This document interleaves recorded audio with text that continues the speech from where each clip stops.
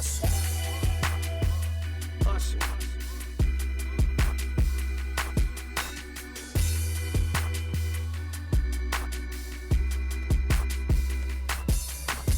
I know a place we can go where you can be yourself and you ain't gotta worry, and we ain't gotta rush cause we not in no hurry. You can't be afraid to let go. You gotta let go of yourself, but you ain't gotta worry cause this gon' take some time, but we not in no hurry.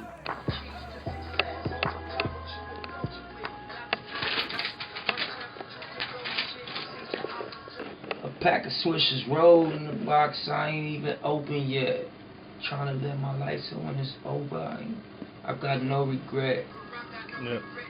I mind if I ask you a couple questions too? Yeah. That's cool. Yeah. Check. Cross the Atlantic Ocean with a pack of swishers rolled in the box, I ain't even open yet. I'm trying to live my life so when it's over, I got keys to success.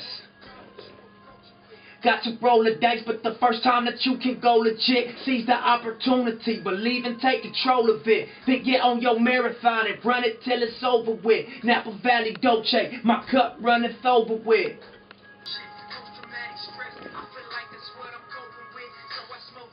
Nah, this is not my first time. 2004, I went to Africa, and I went to Europe on the way home. And on the way there, we had to stop for a layover, but on the way home, I stopped in the country, and we was in Rome and shit, Italy, Frankfurt, Germany. But this is the first time on music. We visited East Africa, Eritrea, and that's the country my father was born in, and where all his family and my family through him is at. My aunties, my grandmother, you know what I'm saying, my cousins and everything. Actually, the event that I'm performing at is a festival called I Love Erie, 2010, and it's really a brand of like cultural awareness amongst the Eritrean children, especially young teenagers that's in Europe and in America, as like a way to, like a peer group for, you know what I'm saying, people to connect with each other that wasn't born back home but still trying to be, you know, in touch with they parents' culture and with their culture through their parents. So that's why I'm here. It's a festival I'm performing at. They telling me it's Carnival weekend. I'm not really familiar with what that is. I think it's like some Mardi Gras type shit. I'm excited about that though. That sounds like it's gonna be some fun shit, like the King Day Parade or, you know, Puerto Rican Day Parade in New York or something. Put on some black shit.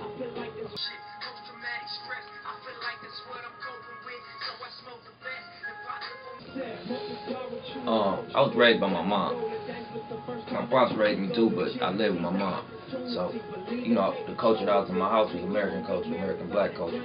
But I always knew my name was Aramis Ascadon. So just from school, from elementary school, you know what I'm saying, there wasn't no, you know, not understanding that, you know, who I was as far as through my pops.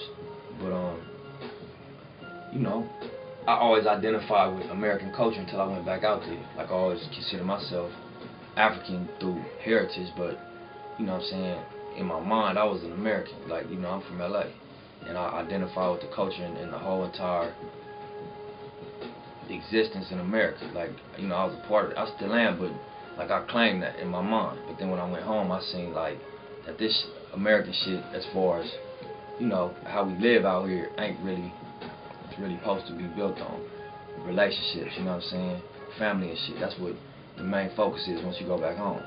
It's not really you ain't really caught up in your cell phone ringing, you about to hit a club. You might hit a club, though, I ain't gonna say that because it's a nightlife, but, you know, it's just not so preoccupied with material shit. Spending time with your folks, with your homie, or your auntie, about, you know what I'm saying, your mom, eating with her, smoking a blunt or something, or just, you know, really, it's about just bonding with your folks. There's really nothing else to do but eat, you know, make a living, and then, you know what I'm saying, be with your family. Without no music, though, because I wanted people to ask one question. Who is Nipsey Hussle? That's it. You know what I'm saying, just in LA. Because LA is important to the country. regardless if you can't have the whole country, if you have LA, you have a place that's important to the rest of the world, the country, and the rest of the world.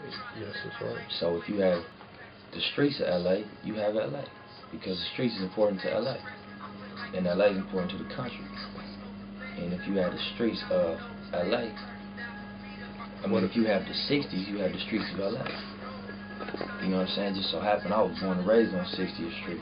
But once I figured Crenshaw and Slauson was the most important corner in the world, in my eyes, it all made sense, you feel me? And that was the conscious move.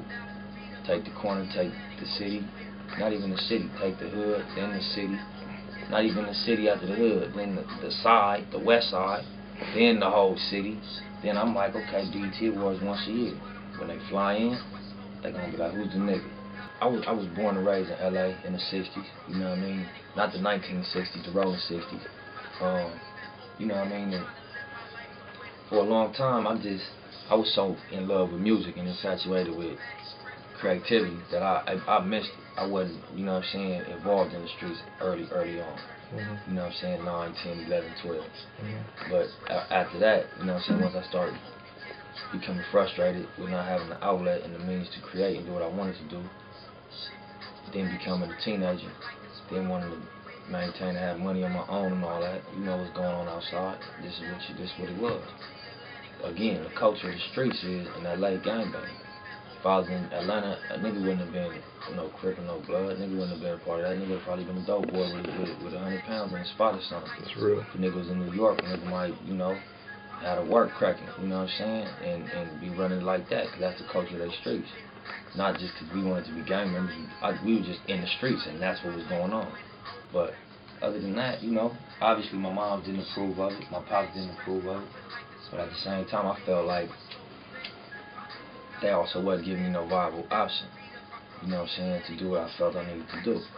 But looking at it now, you know, they really couldn't give me no option, you know what I'm saying? That's on you to become a man and find your way. Your parents can't give you that, you know what I'm saying? So I chose to go that route and bump my head, but really, ultimately, it was to do music. My goal was to get to music, and once I figured I could really do it, it was easy for me to, not necessarily easy, because old habits die hard, but it was rational for me to just go all into this music. And it was, you know what I'm saying, it wasn't nothing I had to fight myself on, nothing I had to think about. You know what I'm saying, once the opportunity presented itself, I was like, fuck it, I'm all in. I got my deal. That's how all the progress was made. People came to LA and asked, and you know what I'm saying, the feedback was unanimous. That's how I got signed to Epic, you know what I'm saying, that's how Freddie Phil played my shit. That's how I got with all the artists I've done features with, that, you know what I'm saying, helped give me a spotlight. Niggas have come to LA and just, you know, heard the, you know, what the streets was saying.